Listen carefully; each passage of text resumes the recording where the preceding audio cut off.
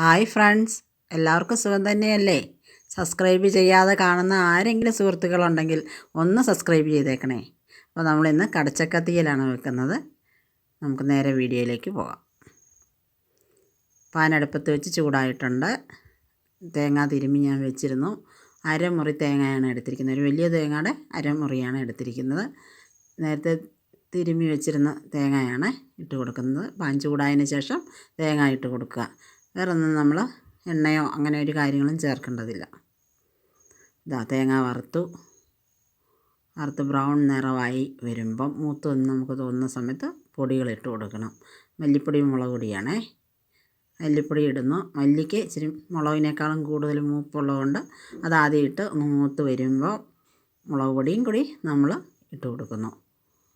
പൊടികൾ ചേർത്ത് കഴിഞ്ഞാൽ ഉടൻ തന്നെ ഗ്യാസ് ഓഫാക്കണം, അല്ലെങ്കിൽ എല്ലാം കരിഞ്ഞു പോകും. ഇനി പാനിൻ്റെ ചൂട് കൊണ്ട് വേണം ആ പൊടിയൊക്കെ ബാക്കി തേങ്ങയുടെ മിക്സ് ചെയ്ത് വറുത്തെടുക്കാനായിട്ട്.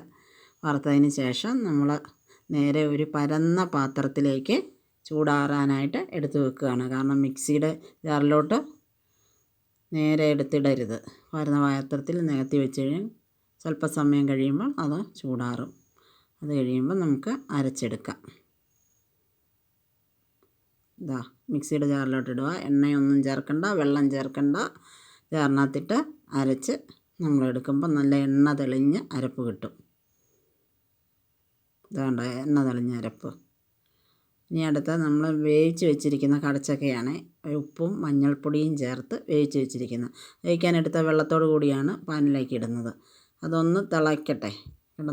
ഒന്ന് തിളച്ച് കഴിയുമ്പോഴത്തേക്കും ഞാൻ അതിൻ്റെ കൂട്ടത്തിൽ 2 സാധനം ചേർക്കുന്നുണ്ട്. അതായത് ഉള്ളിയും തക്കാളിയും കൂടി വഴറ്റി വെച്ചിട്ടുണ്ടായിരുന്നു, അത് ചേർക്കുകയാണ് പുളിക്ക് വേണ്ടിയിട്ട്. അത് ചേർത്ത് നന്നായിട്ട് യോജിപ്പിക്കുക. എല്ലാ സ്ഥലങ്ങളിലേക്കും യോജിപ്പിച്ചെടുക്കുക. കടച്ചക്കയിൽ പുളി പിടിക്കുന്നിടം വരെ ഒന്ന് അടച്ച് വെച്ച് വേവിക്കുക. ഇത് എണ്ണ തെളിഞ്ഞിരിക്കുന്ന അരപ്പ് കണ്ടല്ലോ, ഇതുപോലെ എണ്ണ തെളിഞ്ഞിരിക്കണം അരപ്പിൽ. എന്നിട്ട് നമ്മൾ ഇടയ്ക്ക് ഇച്ചിരി കരിവേപ്പിലയൊക്കെ ഇട്ട് കൊടുക്കുന്നത്. നന്നായിട്ട് തിളച്ചു വന്നിരിക്കുകയാണ് കണ്ടല്ലോ. കരിവേപ്പില ഇട്ട് കൊടുക്കുക ആ സമയത്തിന്.